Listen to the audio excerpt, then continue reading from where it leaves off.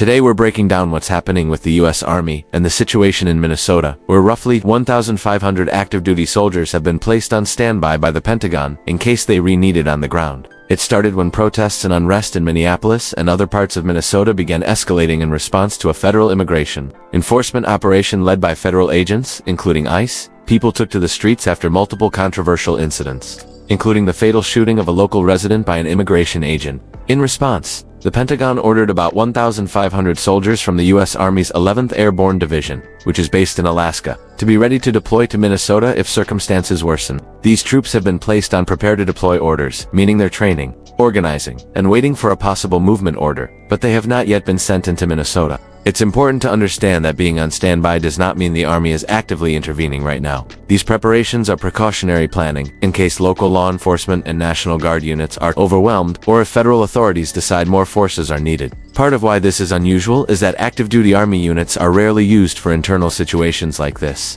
Typically, the National Guard, which is controlled by the state governor, responds to protests, emergencies, and public safety situations. But in this case, Minnesota officials have already mobilized their guard to support local law enforcement. The possible use of active Army troops stems from discussions around the Insurrection Act, a law from 1807 that allows the president to deploy U.S. military forces domestically under certain conditions. President Trump publicly discussed the idea of using this law to help restore order if protests got out of control or if local authorities couldn't maintain public safety. However, many local leaders, including Minnesota Governor Tim Walz and Minneapolis Mayor Jacob Frey, have strongly opposed sending active duty soldiers into their cities. They argue it could escalate tensions rather than calm them, and stress that it would be unprecedented in modern times. Defense officials have emphasized that standby orders are routine, and that having troops ready is a normal part of contingency. Planning it doesn't guarantee a deployment will happen. The Pentagon has also said that active duty soldiers can perform typical police functions unless the Insurrection Act is formally invoked or certain legal conditions are met.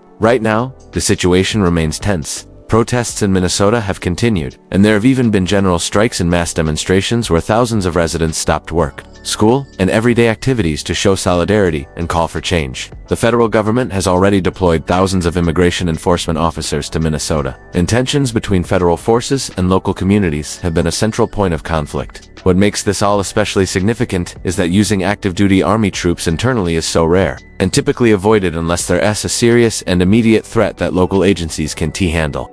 The last times the Insurrection Act was used were decades ago, including during unrest in Los Angeles in the early 1990s. So even though the soldiers are on standby and ready, no decision has been made about sending them into Minnesota. Military planners are keeping options open, but the move could be challenged legally and politically if it goes forward, especially considering arguments that it could violate constitutional protections and civil liberties. Meanwhile, community leaders and activists continue to call for peaceful protests and legal avenues to resolve the tensions, urging both local and federal officials to focus on dialogue, justice, reform, and protecting civil rights. This situation is evolving, and it highlights deep divisions over immigration enforcement, federal authority, and how best to maintain public safety in times of protest. Whether or not these standby troops are ultimately deployed could have major implications for civil-military relations in the United States. That's the latest on the U.S. Army troops, on standby for possible deployment to Minnesota, where thousands of active duty soldiers are ready if called. But so far, they remain on alert rather than on the ground.